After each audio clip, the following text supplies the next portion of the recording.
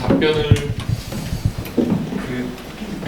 제가 그냥 일단 혹시 제가 그냥 간단하게 말씀을 드리고 각 위원회별로 아마 의제를 잡으신 게 있는데 질문해 주신 내용에 보면 여성 같은 경우에는 여성 차별의 문제를 제가 알기로는 가장 좀 중요하게 바라보고 계시고요. 청년 일자리 문제 많이 보십니다. 많이 보시고 어떻게든지 해결해야 된다라고 보시고요.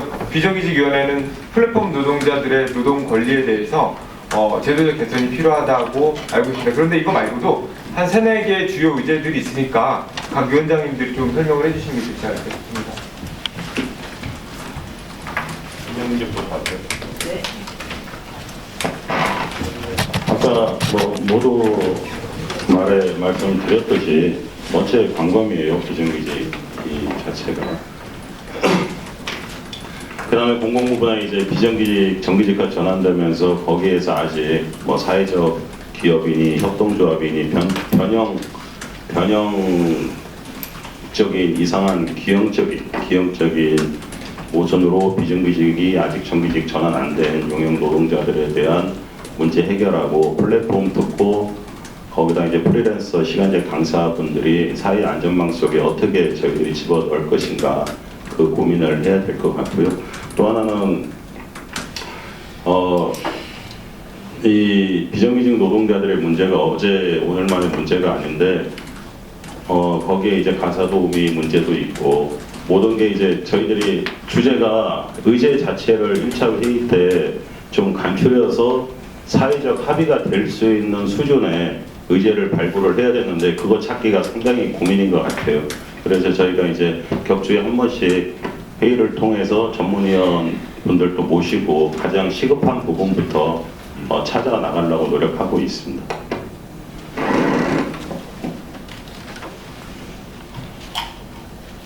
네, 청년위원회 정보입니다. 네, 청년위원회 같은 경우에는 회의를 지속적으로 진행을 하면서 의제를 논의를 하고 있는데요. 가장 중요하게 말씀해주신 것처럼 코로나19의 이후에 고용이 대폭 축소된 상황에서 청년 일자리 어떻게 실효성 있게 만들어갈 수 있을 것인가 이런 고민들도 함께 해 나갈 거고요. 그리고 지금 가장 중요한 건 또 노동시장 이중구조의 문제라고 생각을 합니다. 아주 극소수의 안정적인 일자리만 남고 그 일자리를 얻게 되는 방식 또한 굉장히 제한적이어서 어떤 배경이 없고 이미 쌓여진 자원이 없는 청년들의 경우에는 굉장히 불안정 노동의 영역에 계속 머무를 수밖에 없는 문제들이 있는데요. 그런 문제들 어떻게 노동시장의 양극화를 좁혀나갈 수 있을지 계속 고민해 나가려고 합니다. 또 문유진 대표님께서 말씀해 주셨던 것처럼 청년 같은 경우에는 다양한 또 다른 정체성이나 계층이 교차하는 지점이라고 생각을 하는데요. 그렇기 때문에 청년 내부에서의 지역 격차, 성별 격차, 또 학력 격차 이런 다양한 격차의 문제들을 함께 다루고자 합니다. 네, 이상입니다. 예, 여성위원회 같은 경우는 아까 말씀드렸던 것처럼 일단 코로나19와 관련돼서 특히 여성들에 있어서의 노동에 대한 위기 문제, 고용 위기 문제, 또 불이익이 굉장히 증가하는, 그 다음에 임신, 출산, 육아와 관련된 불이익이 증가하고 있는 상황에 대한 저희가 좀 더 적극적으로 이걸 해소하고 대응할 수 있는 이런 부분들에 대한 의제를 우선 시급하게 좀 논의를 하려고 합니다. 그리고 이제 지난 위원회 때 우리 각 위원님들이 의제들을 쭉 주셨었고요.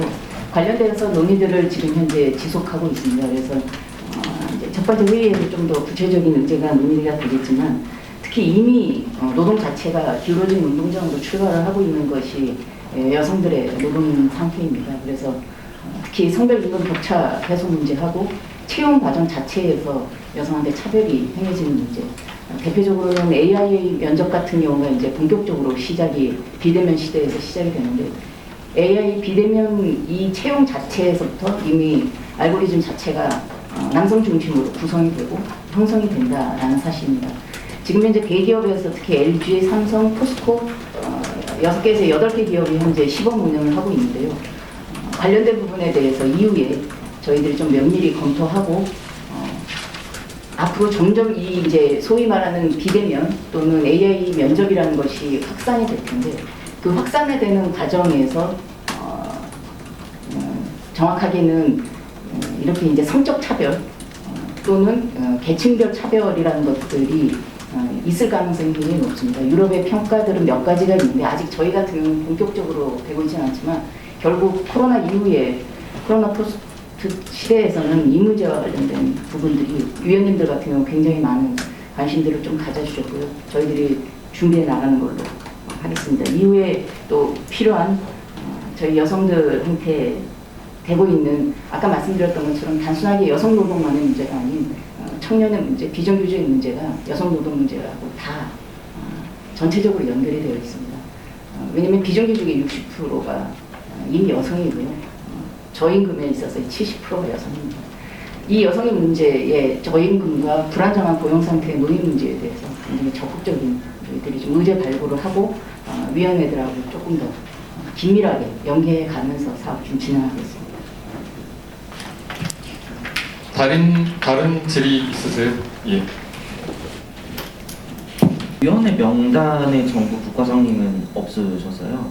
이게 다들 말씀하신 것들이 정부 정책으로 어떻게 반영될지가 문제인 것 같은데 향후에 뭐 위원님 쪽을 하시는 건지 뭐 아니면 뭐 입법이나 정책 반영 그런 루트는 뭐 어떻게 보고 계신지. 수석께서 말씀. 네. 이 계층별 위원회는 그 계층 당사자들이 위원으로 참여를 하고 있습니다. 그래서 정부나 또는 뭐 사용자 위원은 참여하지 않고 있고요.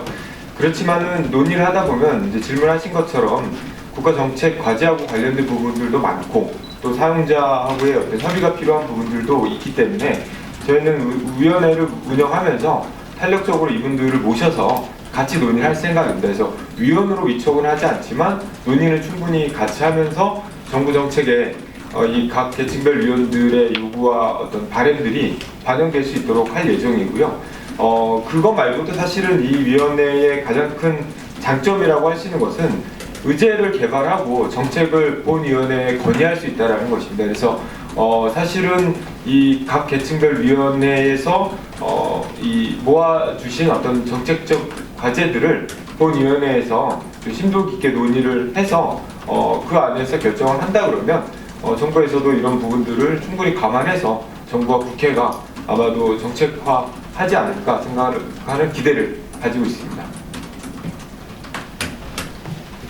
네. 또 다른 질문